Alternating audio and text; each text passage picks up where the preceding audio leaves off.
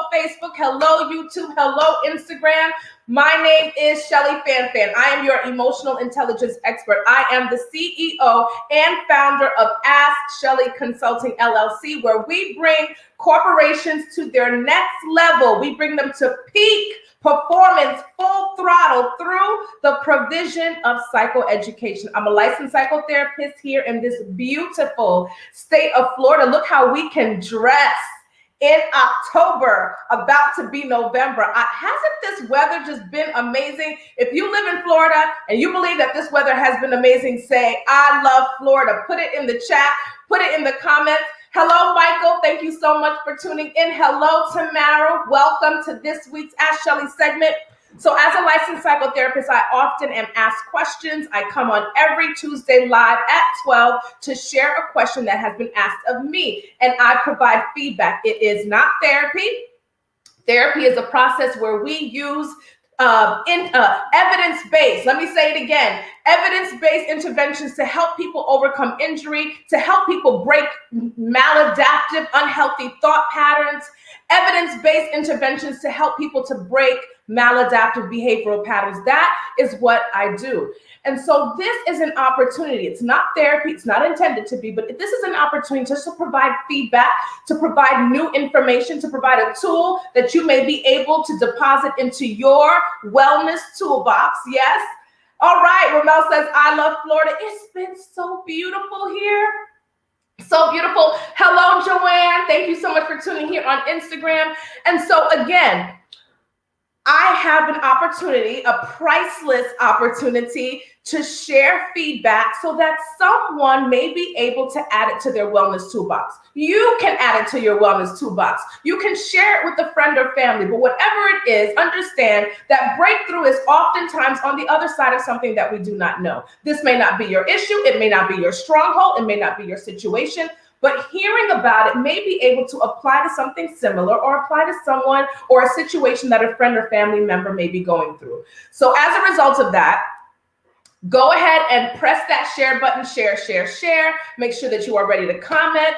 My feedback, your feedback, all of your feedback is absolutely priceless. So a lot of the times people who write in will go to the lives and they will read the feedback on the actual comments of that live, and they take it for face value. They take it as ammunition. They take it as, the tools that they need to make movement, to break patterns, to break stagnancy, to break being stagnant or being stuck. Whatever it is they use it for, it is valuable. So please engage, share your thoughts, share your feedback. If you've been through it, what worked for you? It's about each one, teach one. So I'm going to go ahead and share this question. I have a whole bunch of information to squeeze into a 30-minute segment, which never happens to end up being 30 minutes, but that's okay. Hello, let me see who we have here on Facebook. Let me know where you are tuning in from, the beautiful state or city that you are representing. Say hello again. I am asking you humbly to engage. I grow when I hear your feedback. Hopefully you grow when you hear mine, because it is about expanding your horizons, enlarging your territory up in here, right? So here we go. I'm going to go ahead and highlight our question of the day, and it reads, Dear Ash Shelly, I think my fiance may be addicted to porn. We have been together for 3 years and engaged for 1. We used to watch porn together, and we actually enjoyed it. We had great sex during and after porn, but things began to shift about 1.5 years or so after. He experienced a lot of ups and downs of his business, causing him to experience great gain and great loss in his career as an entrepreneur. When times got hard, he would isolate and not be very interested in sex. One day, while cleaning his man cave, I noticed multiple windows open on his laptop with porn. I thought women are not allowed in the man cave.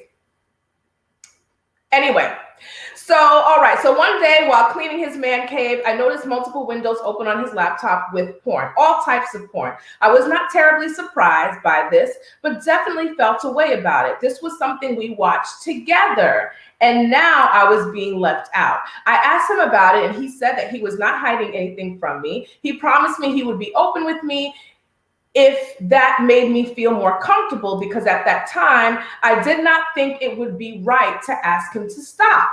See, shortly before our engagement, I told him that I was no longer comfortable with porn. I felt like it had become a necessary part of our foreplay, and I was not happy with that. I started to feel like I was no longer the object of his attraction. When I did this, along with all of his stressors, our intimacy declined in frequency and intensity. It is almost non-existent, although I ask for it all of the time. I don't want him to feel like he cannot be open with me, but I am completely concerned about this. He watches porn first thing in the morning to get his day started. Before lunch, he watches porn and masturbates before he eats on the job. After work and dinner and spending time with the family, he goes into his man cave and does it all over again. I do not know how to help him. All right. Is this porn addiction? I'm going to read it again. Is this porn addiction? Because she is diagnosing him with an addiction already, right? And so I want to hear from you. Is this a person who just enjoys watching porn?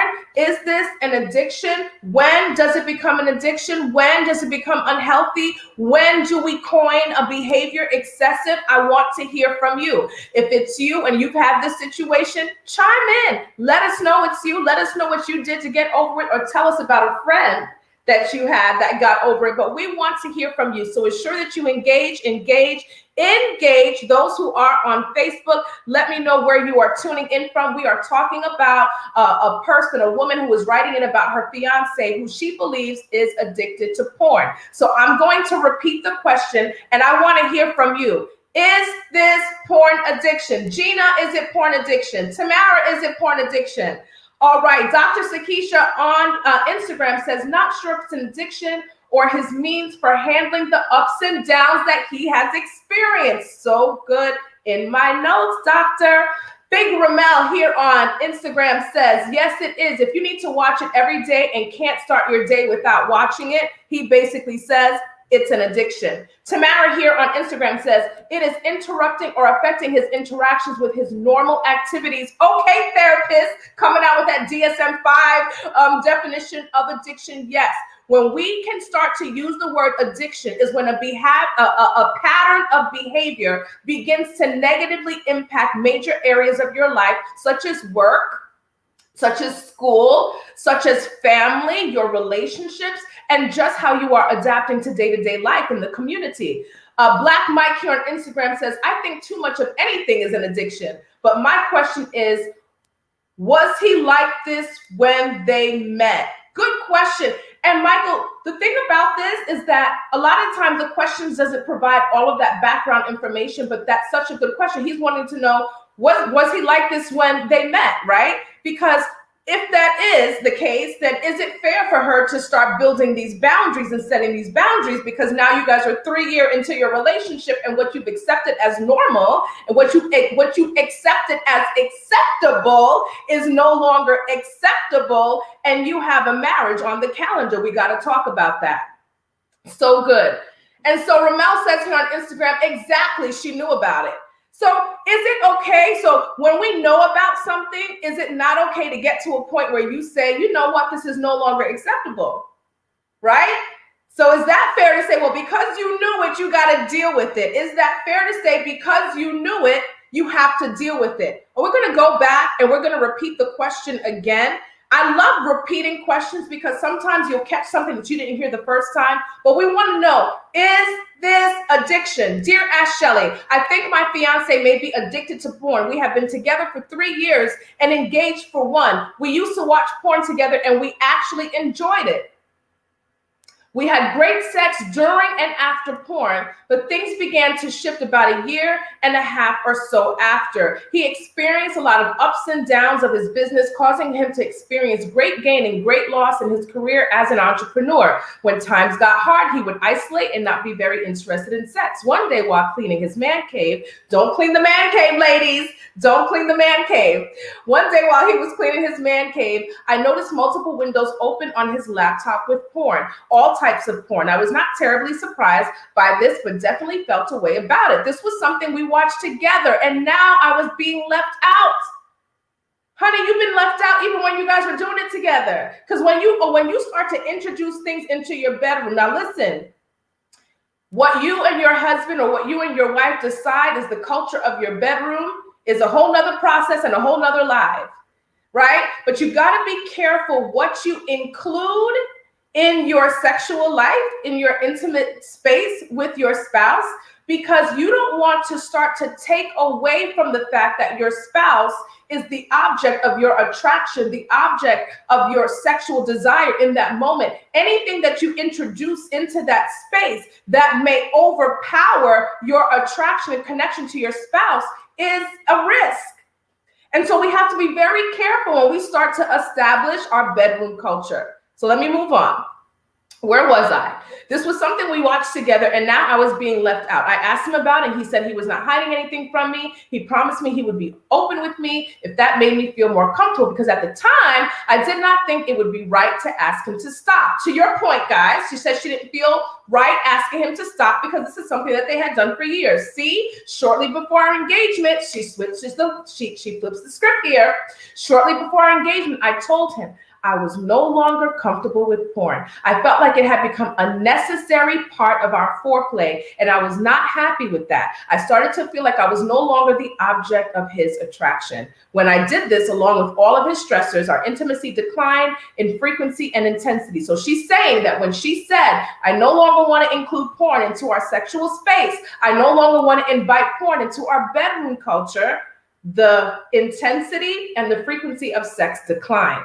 Then she goes on to say, it is almost non-existent, although I ask for it all the time. I don't want him to feel like he cannot be open with me, but I am completely concerned about this. He watches porn first thing in the morning to get his day started. Before lunch, he watches porn and masturbates before he eats. After work and dinner and spending time with the family, he goes into his man cave again and he does it all over. Let me read that again. She says, after work and dinner and spending time with the family, he goes into his man cave and does it all over again. So I'm assuming that they have children together.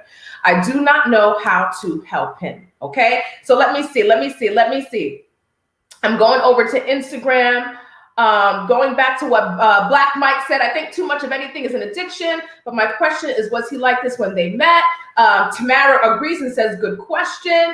Bramel says, exactly, she knew about it. Tamara says, oh, absolutely okay for change to happen. That's so good. So Tamara is saying, when you've once accepted something and you get to a point where you no longer want to accept it, when you want to get to a point where you're no longer considering it acceptable, that it is okay.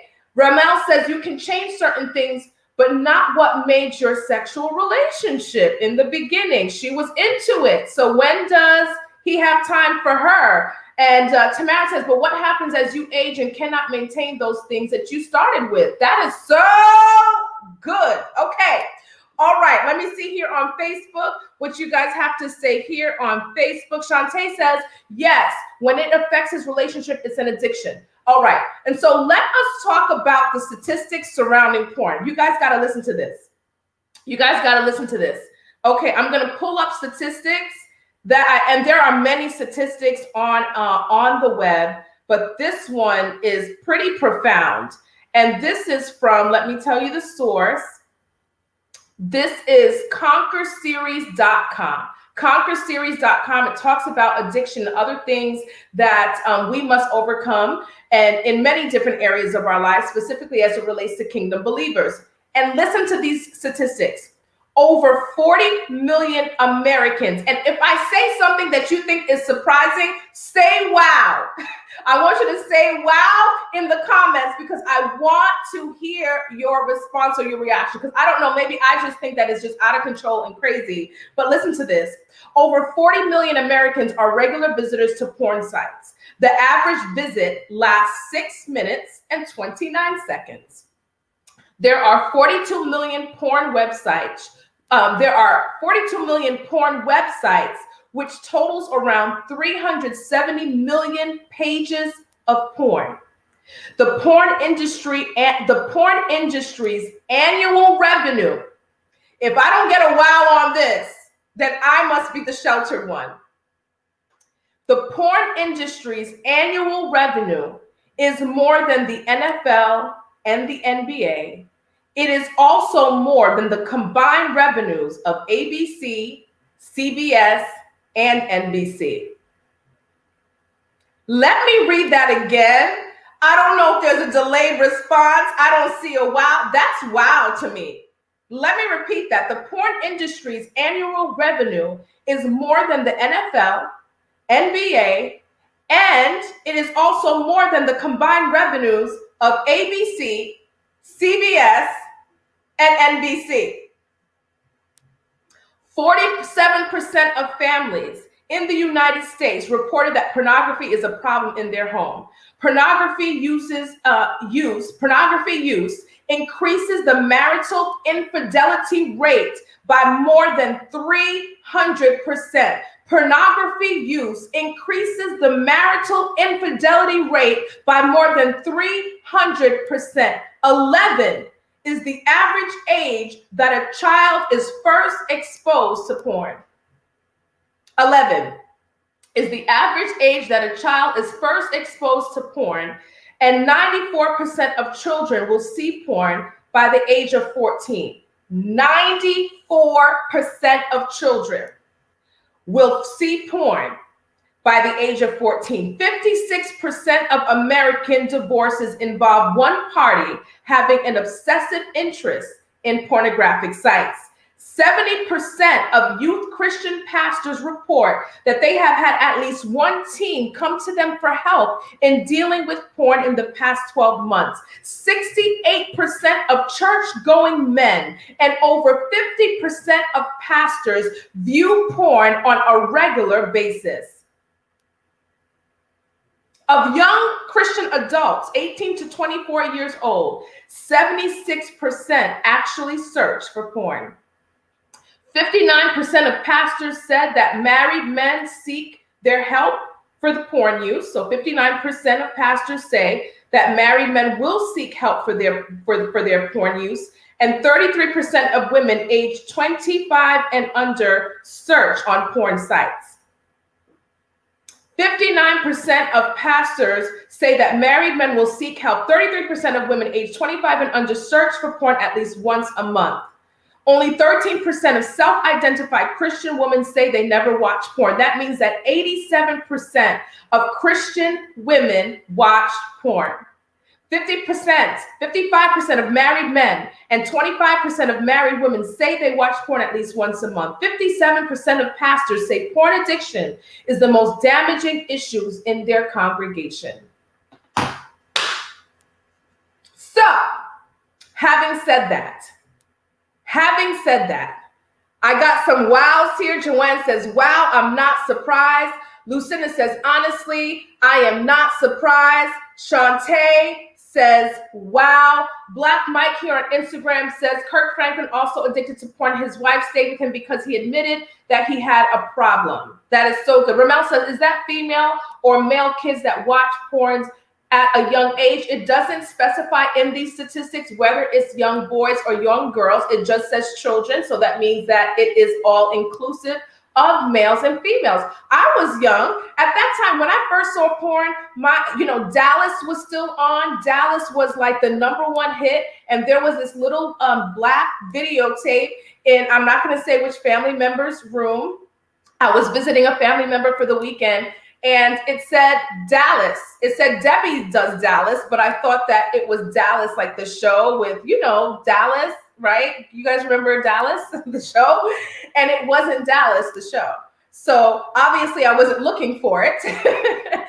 Totally wasn't looking for it, but it does happen. And so let's go back and talk about some things. I want you to tell me if you have ever experienced it, what you think this woman should do, whether you think this is addiction. So in terms of definition, how we define addiction, anything that your willpower cannot overpower is a stronghold. Let me say that again. Anything that your willpower cannot overpower is a stronghold. And many strongholds are rooted in what? Addiction. All right. And so when there is a pattern of behavior that your willpower cannot break, and it's starting to cause issues in your relationship, in your finances, at work, in the community, in school, we can now start to see a problematic behavioral pattern that can be rooted in addiction. What are some signs of this addiction? Let's talk about some signs before we go into some of our feedback and your feedback. Tamara says here, they need to speak about it and seek counseling. That is so good. Please make sure that you are chiming in and let me know what this woman should do for her fiance who is masturbating on average about 3 times a day, okay? So how do we define addiction? What are some signs of porn addiction? Let's start with excessive viewing of pornography. Do we think that his use is excessive? I would say yes. 3 times a day, you're masturbating and you are engaging in porn at work during your lunch break. I hear that he's an entrepreneur, but it's still work, right? Even when I'm in my office, in my home, but guess what? It is still work. And he has to do it before he eats lunch. She was really specific about that, right? So we can find a lot of problematic behaviors tied into these very problematic rituals and schedules that we maintain to serve the addiction. And so do we find his behavioral patterns to be excessive? I say absolutely yes. The definition of excessive is basically how impactful it is in these major areas of life. Watching pornography interferes with normal daily behavior or responsibilities, right? Normal daily behavior. Are we finding that his pornography watching, his engagement in masturbation, is it interfering with normal daily behavior? I would say absolutely yes. The first thing he does when he wakes up in the morning is watch his porn and masturbates. And so there is a reinforcing factor that we will talk about in just a little bit to continue to solidify that this problematic behavior, this behavioral pattern is most certainly, now I haven't done any assessments, right? Because we have to ask questions. There's so many things that we have to do, deep dive into many different areas. But I think that we're pretty much looking at something that some manifestations, right, of symptoms that can be associated with an addiction. So we talked about the behavioral pattern interferes normal daily behavior. More time is needed. This is a good one. More time is needed to continue to get the same effect of it. That means that if he was watching porn once a week or watching it 3 times a week, and he was watching it at 5 minutes at a time, that now it takes 3 times a day. It takes longer periods. It takes pornographic images that are more violent, right? So we start to see that more is needed to get the same effect. It's the same thing as alcohol or cocaine or crack or any type of drug, that you have to take more to kind of achieve the reward that you receive. You have to take more to get the same result. And so we're looking at a possible pattern where this meets the criteria for addiction. There is emotional distress that a person may experience when he's not or she's not engaging in porn or that substance. If porn is not your thing, replace this with alcohol, replace this with cigarettes, replace this with the pizza with extra cheese and extra pepperoni that you eat, replace this with anything that you think your willpower cannot overpower, and start to do a self-inventory on yourself. Again, if this is not porn, fill it in with men. Fill it in with sex, fill it in with women, fill it in with makeup, fill it in with wig wearing, whatever, right? Anything your willpower cannot overpower is a stronghold, and most strongholds are rooted in what? Addiction. So we talked about being excessive, interfering with your day-to-day operations. More of that thing, more of that porn is needed to get the same effect. You feel distressed when you are not engaging in that activity or using or consuming that substance. Continued use of pornography despite serious consequences. So despite serious consequences, despite the fact that your fiance may leave, despite the fact that you may lose your job, despite the fact that someone may catch you, despite the fact that you are using a device that was given to you by the school, by your employer, despite the fact, despite the risk, you continue, despite the fact, despite your spiritual beliefs, despite where you feel like you're going, despite the fact that it's counterproductive to where you want to go, you continue to do it. Despite the fact. Some other signs of addiction is compulsive masturbating, that the actual behavioral pattern causes sexual dysfunction. We may be seeing sexual dysfunction here. So now that the fiance has said no porn, we're no longer using porn, we're not using that as part of our bedroom culture, now they don't have sex, maybe he may experience some sexual dysfunction without the porn. Maybe he'll have trouble achieving erection or maintaining an erection, who knows? But something about the removal of the porn has caused him to not engage sexually with his fiance. So the use of pornography negatively affects relationships in your life, and you watch it. This is another one, right? So we're talking about porn here, but I'm encouraging you to fill in the gap with whatever it is that you may be going through, anything that your willpower cannot overpower. So the last thing on this list of signs is you watch porn as a way to alter your mood. Ooh, right? Or you drink because it alters your mood. You smoke because it alters your mood. You have sex because it alters your mood, right? And so here we are, we're talking about porn in this particular example, but when you're watching porn as a way to regulate your mood. And this is when I have a concern here, because she talked about the fact that it got worse when he was experiencing ups and downs in his career, right? And she was no longer allowing porn in their bedroom space. And so if he is using this as a means of escape and avoiding anxiety, the last porn addict that I actually worked with in therapy he masturbated. I think when we started therapy, he was at about 7 to 8 times a day. He literally had skin abrasions on his penis from the excessive masturbation. And he did this because that was his primary way of overcoming anxiety.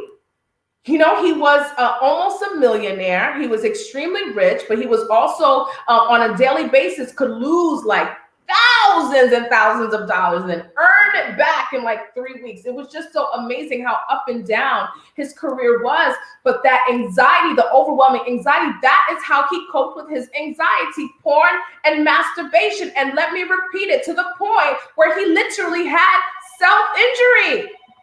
He literally had injury as a result of that. Do you guys hear what I'm saying?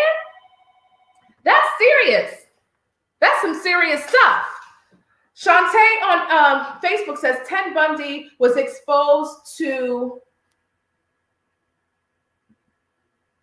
BDM at a very young age, a box of them left on the street. He said it played a role in his life because it caused him to want to eventually play it out. He testified that he grew up in a great Christian home. It can destroy your life if you do not seek help. That is so good, Shantae. That is so good. And over here, Tamara says on Instagram, whatever he watches, it's a way to escape. So yes, I was in a situation. So here I was counseling this man who had a porn addiction, and that is how he dealt with his stress.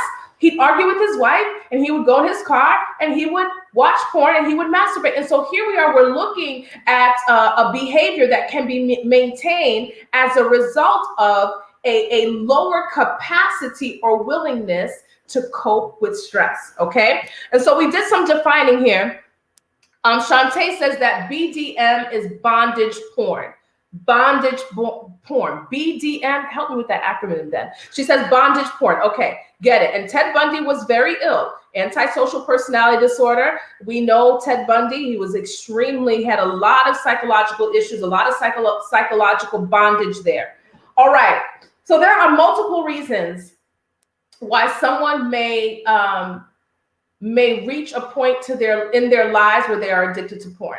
It could be childhood trauma, childhood aversive experiences. It could be depression. It could be anxiety. It could be so many different things. It could be generational. They have found that there is a generational predisposition to porn addiction. A genetic, did I say generational? A genetic predisposition to porn addiction. You can have a genetic predisposition to addiction, period. There's so many different causes, which is why it's important to align with the mental health professional that could assist you with kind of identifying the root cause of your issue. But one of the main things that I want to highlight today is that we live in a society where we value fantasy as a form of escape. In our society, we have a lower capacity, a suppressed ability to deal with reality, so we prefer to get lost in fantasy. We live in a society where we do not really dig deep for the resilience that we have to sit in anger, to sit in doubt, to sit in sadness, to sit in grief, but understand that we do not stay there. We have a resilience. We know that we live in a fallen world where we will have to often deal with undesired outcomes in life. And we have to understand that when every trial comes and every obstacle comes, it only comes to make us stronger. We have an opportunity each and every time to say, how do I grow through this?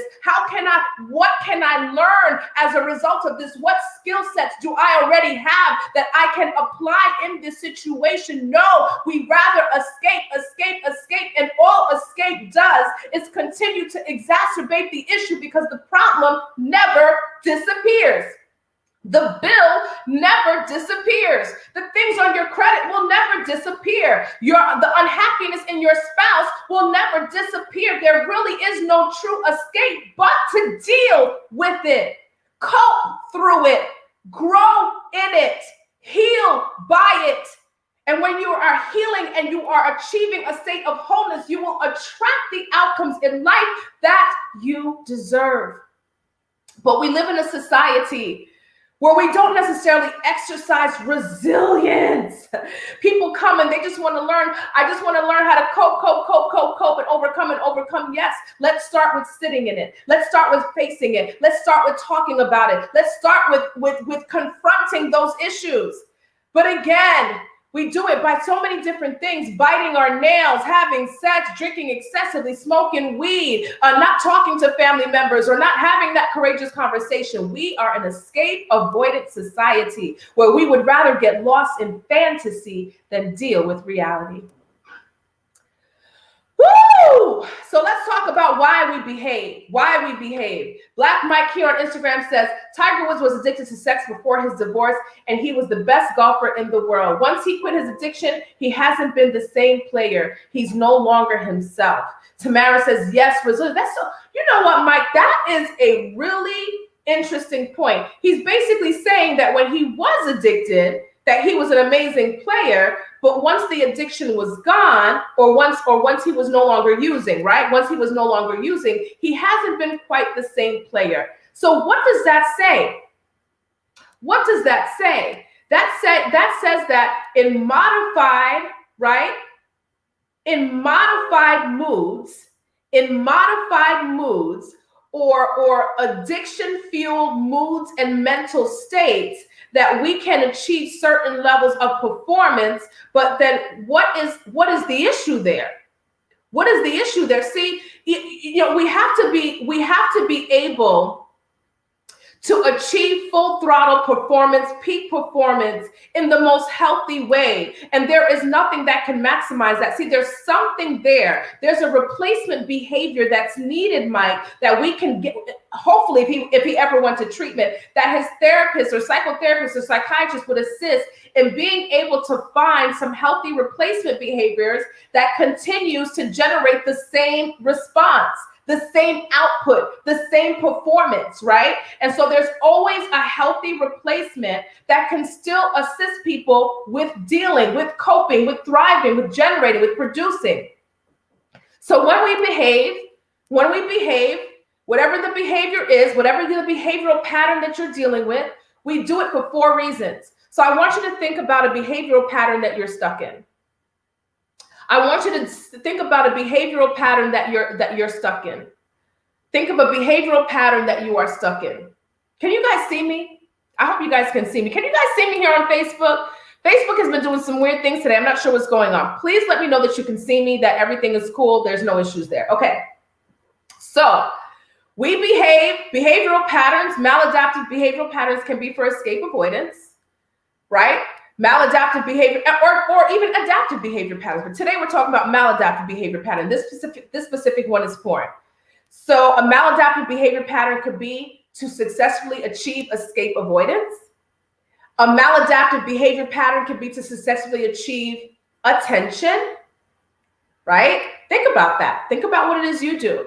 Maladaptive behavior patterns can be an attempt to successfully achieve something tangible, which also includes things that are not so tangible like power and control. And maladaptive behavioral patterns can be to successfully achieve sensory stimulation. It feels good.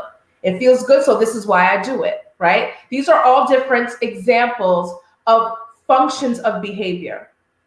So when we are talking about modifying behavior, we have to be able to find out why it's happening. So in this particular case, I think it's safe to say that it's escape avoidance with some sensory, right?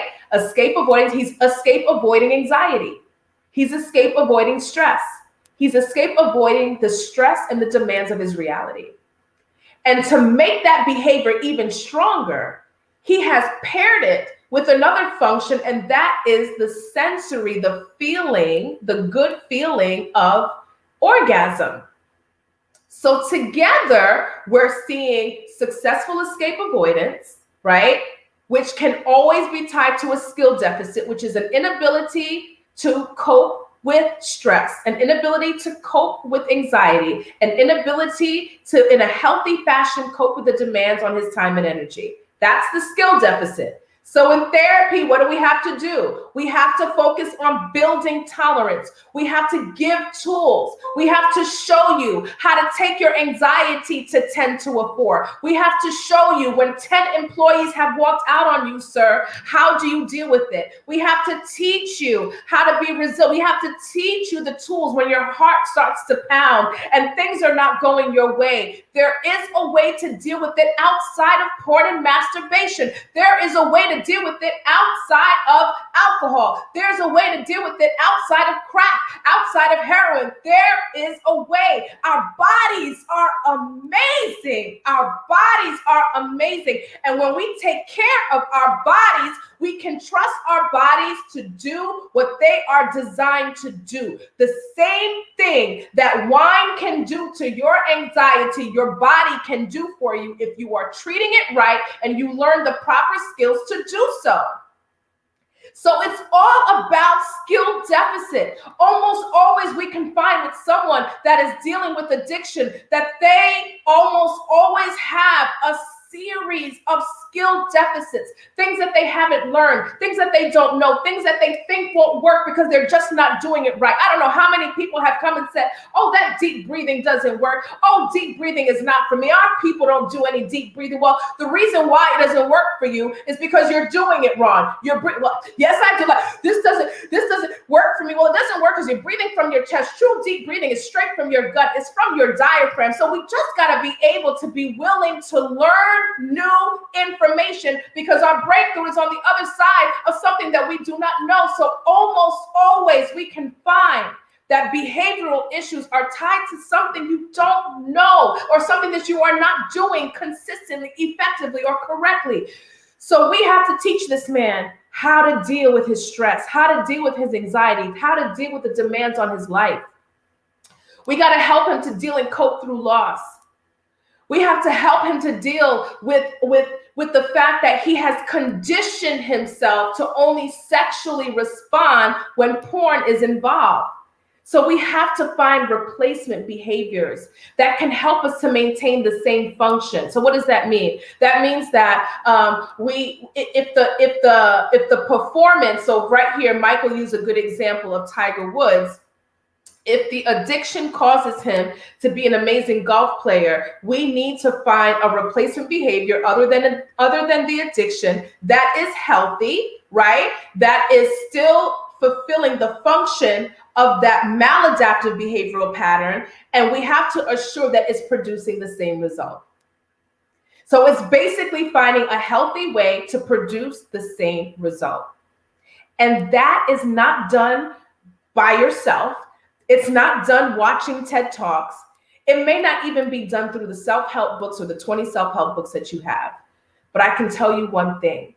It can be done when you align yourself with a mental health professional, a psychiatrist, a psychologist, a psychotherapist, a licensed mental health counselor, even a registered mental health counselor who gets supervised by someone who is licensed, someone who specializes in addiction, who has the expertise and the anointing to take you through. Because remember, you're trying to do this on your own, but we've already determined that this behavioral pattern is something that his or maybe your willpower cannot overpower. So it's not a failure that you haven't been able to find a way to break it. It's not failure. It's not the fact that you're weak. It's just the fact that you need help. You need skill. You need strategy. You need accountability. You need someone that's going to encourage, that's going to build you, that's going to speak life over you, that's going to let you know that you can and you will. Because our bodies are designed to provide the same things that we get with these substances that are killing us, right? With these substances that are causing people, our children, to kill themselves. These maladaptive behaviors that destroy us, destroy the fiber of our being, destroy our virtue, destroy our relationships, our marriages, destroy our ability to effectively and presently parent. There is help for that. So we've talked about several things here. Please provide your feedback for this woman who has a fiance. What do you guys think about that? Should she move forward with the marriage? Should she move? I mean, they've been engaged for a year, together for 3. So that means they dated for 2. They've been engaged for 1. I'm assuming the wedding is right around the corner. What do you do? What do you do? Is it fair to say, hey, we need to hold off on this wedding. Let's pump our brakes because you got to get healed. Personally, I feel that's absolutely yes. And that's absolutely reasonable, right? To do it now. To do it now to assure that he does have the will, that he has the willingness to get the help, right? So I would personally feel that they need to kind of pump the brakes on it. She didn't ask specifically for whether or not she should move forward, but definitely wants to help him. So we talked about the statistics. We went over those amazing statistics. We defined addiction. We talked about some signs. We talked about some causes. We talked about society's issues with dealing with undesired outcomes. Dealing with undesired outcomes.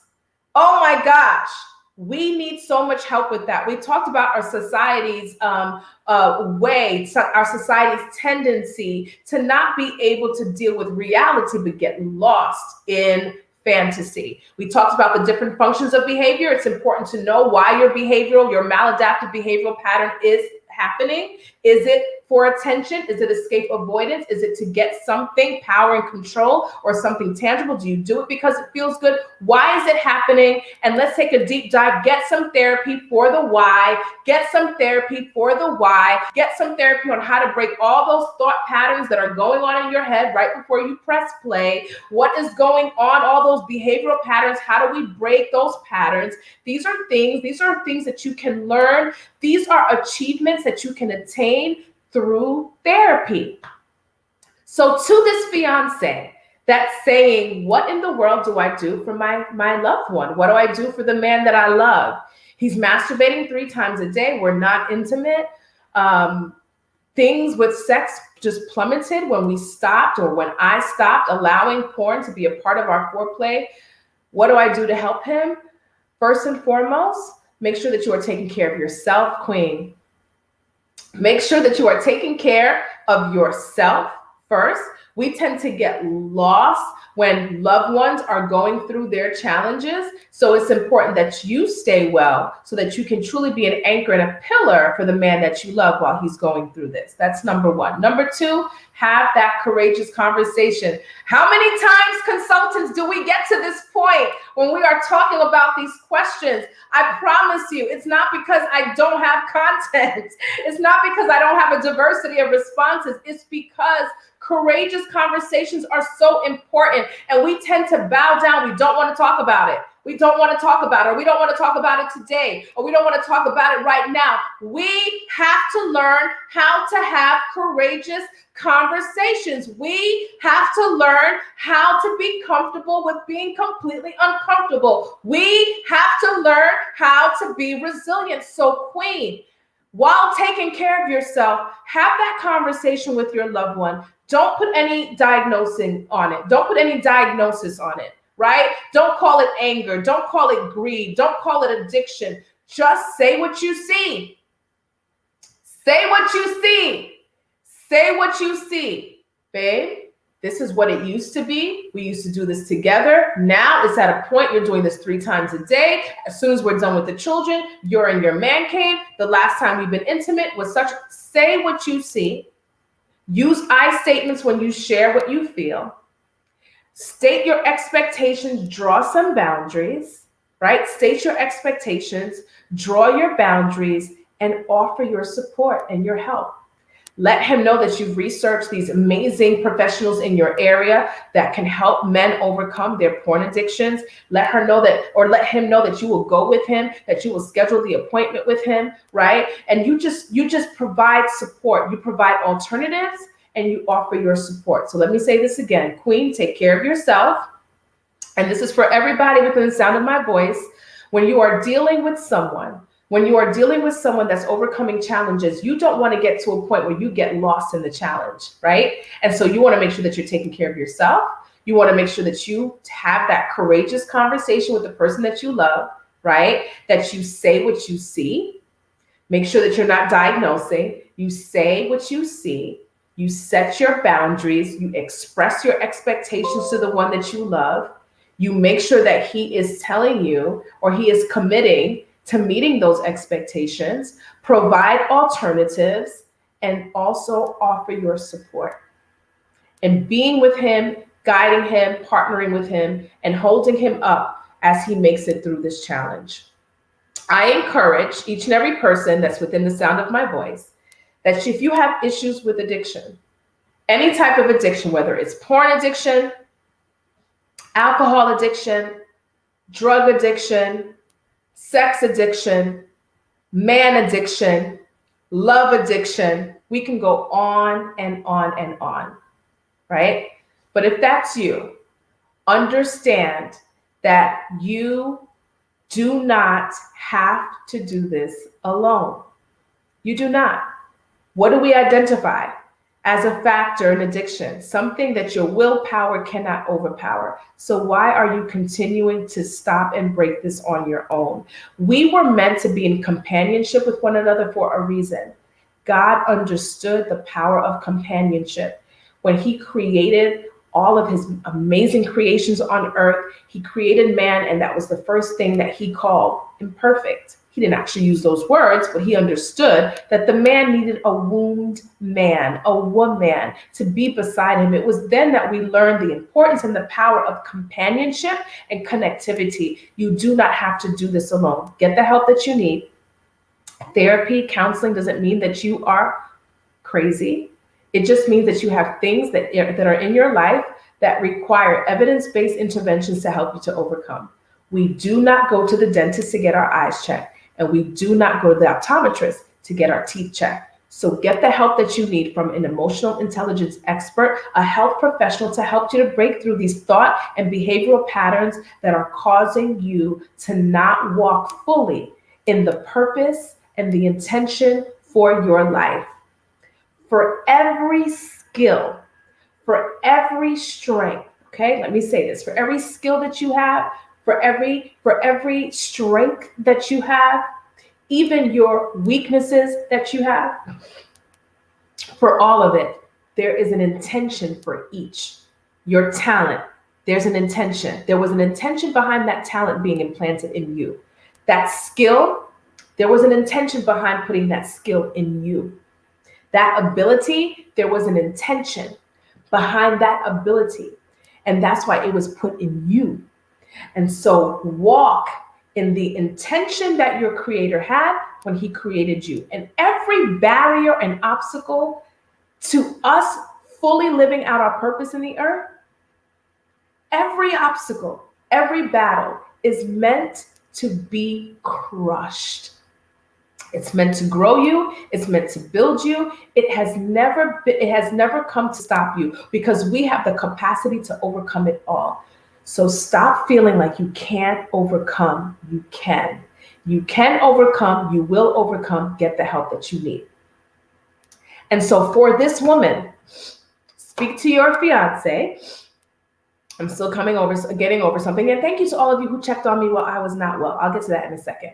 But for this fiance, for this woman that wrote in, speak to him. Say what you see. Set some boundaries. State your expectations. Get him to agree. Give him the help that he needs. Give him the support that he needs.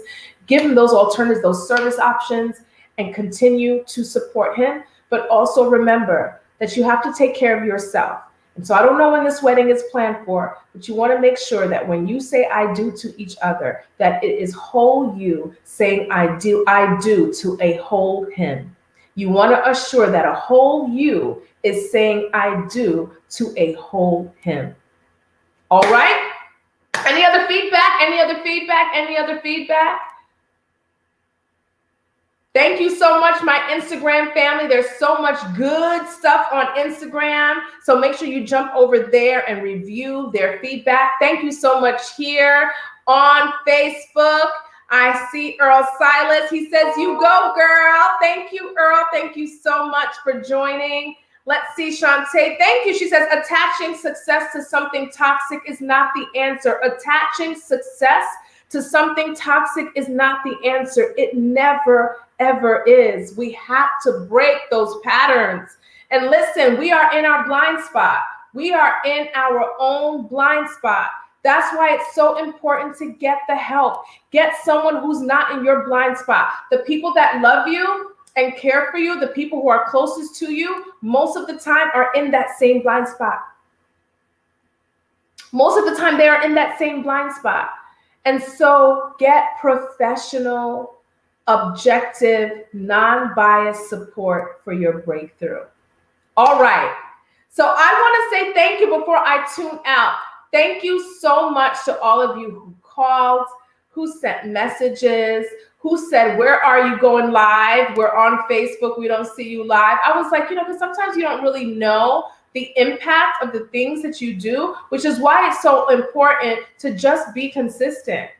Just be consistent with what you do, and do it to the best of your ability. Assure that you are exuding excellence in all that you do. I know that perfection is an intangible goal. I get it. But if you seek out for that, then you will hit excellence along the way each and every time. And so I just was so elated by the emails and the text messages and the phone calls for everybody who was saying, hope you're well. I hope you're kicking the butt out of whatever it is you have. I tested negative for COVID. I'm super, super happy. I feel really, really strong. To make a long story short, after New Orleans, and after my quick trip to New York, I became very, very not well. I don't like to use the word ill, and I don't like to use the word sick. I don't claim those things over my life in Jesus' name. And so I was not well, and I was not well a lot. So whatever you want to call it, I was not well a lot. I mean, my son was in New York and stayed with his dad to give me some time to kind of figure it out and get my strength back up. And I'm slowly getting better. I threw on some lipstick, try to make myself look like something. But I am still overcoming, and I am still recovering. And I feel great, though. I feel energetic. I feel stronger. And I just thank each and every one of you who just checked on me and let me know that you were thinking of me. Thank you for supporting the Ask Shelly Show. There's so much coming down the pipe. Whoa. There's so much coming. And I want to say in advance, before it even comes, that I could not have done it without each and every one of you. So thank you again for tuning in each and every week. Continue to share. Next week, I will be on at 12. It will be a pre-recorded video, and it's going to be super great. I'm going to have a guest on next week on November 3rd. November 3rd. Where are we all going to be? We are all going to be voting. And if you do not vote on November 3rd, it better be because you early voted. So let me say that again. Next Tuesday, for those of us who are in the, not even the state of Florida, wherever you are, on next Tuesday, November 3rd, I will be broadcasting a pre-recorded video because I will be serving, right? I will be doing my civic duty, fulfilling my civic duty, right? By volunteering at the polls, helping Spanish-speaking and Creole-speaking voters in assisting them to successfully cast their vote. If you do not vote next Tuesday, it better be because you early voted. Yes? Tell me yes. Give me a nod. Say yes, I will be voting on Tuesday, or say yes, I early voted, or say yes, I plan to early vote, but make sure you get it done. So I won't be before you live next week, but we'll still be coming at you and before you with some great wellness tools for your wholeness. Be sure to continue to share, to comment, to engage, tag your friends, tag people that you know would benefit from the message, and continue to support. Thank you so much for all of your support. Thank you for taking the time to take care of yourselves, to gather up all the tools that you need to be the best version of yourselves. We are coming to the end of 2020, and we are entering into a season of harvest in 2021. We have many challenges to come, but listen, challenges only come to grow us. So continue to persevere even in the midst of this pandemic. Continue to be great. Continue to commit yourself to overcoming those things that your willpower cannot overpower. Don't try to continue to do it by yourself. Get the help that you need and break through. You can do it. It's a choice. And so I urge you to do everything that you can to achieve the best version of yourselves. For those of you who want to send me questions, make sure you do so by emailing info@ashshelley.com. Send your questions. Don't worry. I won't say who sent them. You can do it confidentially right on our website, www.ashshelley.com. You can also send your questions there as well. If you want individual or group support, if you feel like, you know what, I really need some therapy. I'm really feeling like there's a lot of things that I haven't dealt with that I no longer want to carry. Make sure that you email info@ashshelley.com. You can also reach me at www.ashshelley.com. If you need someone for a speaking engagement, your event, your conference, be sure to consider your emotional intelligence expert, Shelley Fan. You can find me at www.ashshelley.com. You can also have access to my videos on my YouTube channel. So go to YouTube and search for Ash Shelley. Make sure you subscribe and hit the notifications button, and you'll have access to all those great talks that we have, the things that you have contributed to, your feedback on so many different wellness topics. So thank you again for your support. Make sure you see me. Come visit me on my website, www.ashshelley.com, and assure that you buy your copy of my new book, Collaboration, Struggling to Keep the Vow. You can get my book there. We just got them all in. They are packaged. They are ready to go. I'm super excited. Again, thank you for your support. Buy your book at www.ashshelley.com. Be sure to share this live.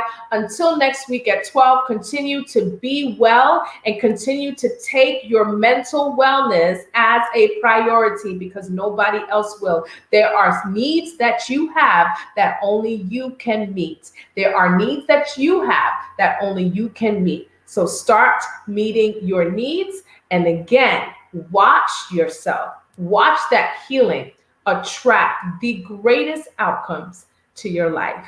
God bless you.